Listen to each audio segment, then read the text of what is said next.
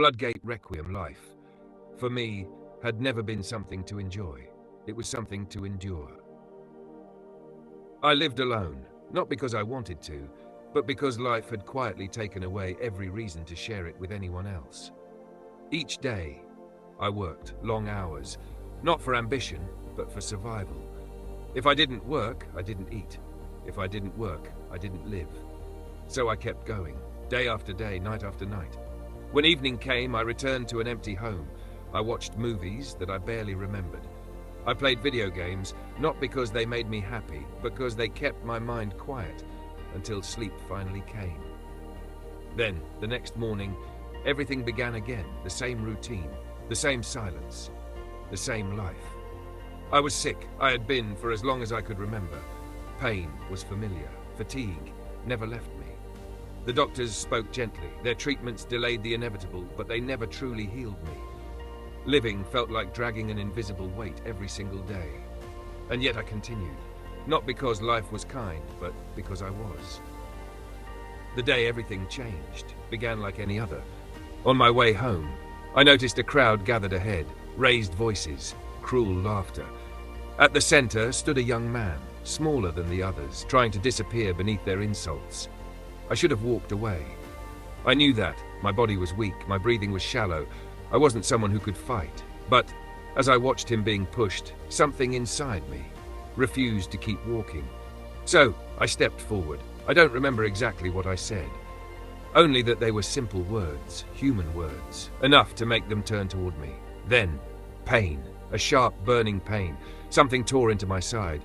Warm blood spread across my clothes. My legs gave way. I fell. The world became distant. Voices blurred together. Someone shouted. Someone cried for help. As my vision slowly faded, I saw the young man. He was being pulled away. Safe. Alive. That was enough. I closed my eyes. When I opened them again, there was no pain, no sound, no weight. Only silence. White mist stretched endlessly around me. No sky, no ground, no beginning, no end. It felt as though I stood between life and death. Then someone appeared, a figure of radiant light, so bright I couldn't see a face, yet somehow their presence felt gentle, comforting. They stopped before me. Then they spoke. "Would you like to continue living?" I looked at them. I already died, didn't I? Yes. Then, how could I live again? I can make it happen.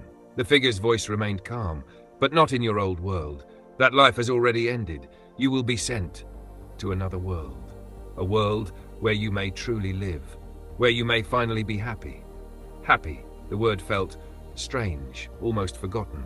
The figure smiled. You may become someone important, perhaps even a hero, but nothing is guaranteed. Your future will be decided by the choices you make, by the way you live, and by the lives you choose to protect. The light around them grew softer.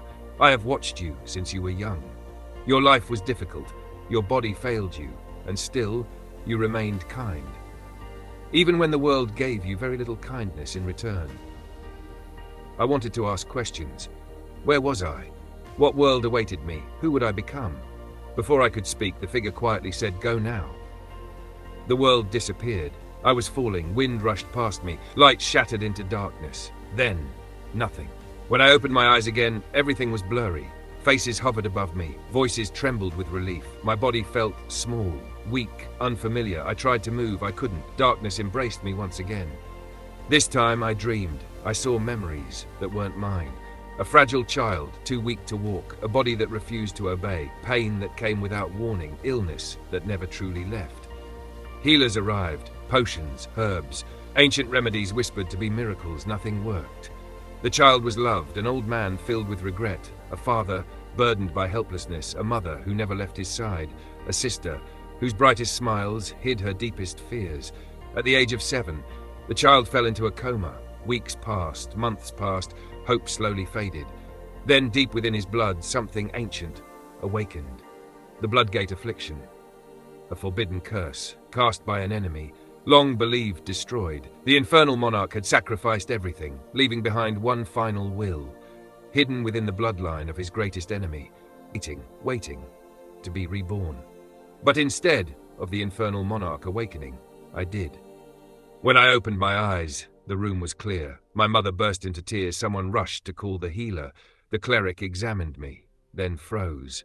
Disbelief filled her face. My body was healthy, strong, alive.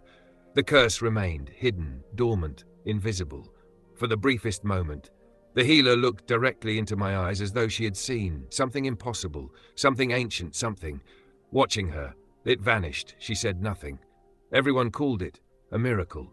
No one questioned it. And so, on that day, I was given a life that had once belonged to another. From that moment onward, I lived as Kael Ascalon, life. A new beginning and a future that had yet to choose its shape.